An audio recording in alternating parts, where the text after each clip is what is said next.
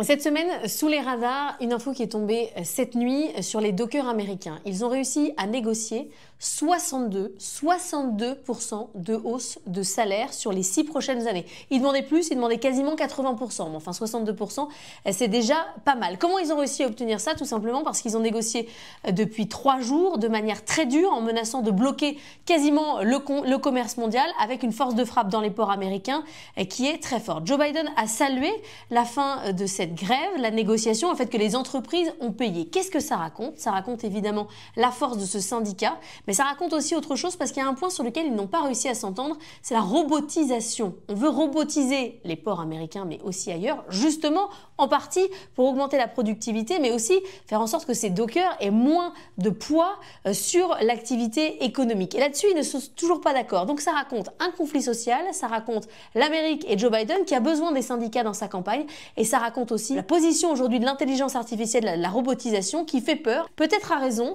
et ça sera la suite de l'histoire à suivre, bien évidemment, sujet passionnant.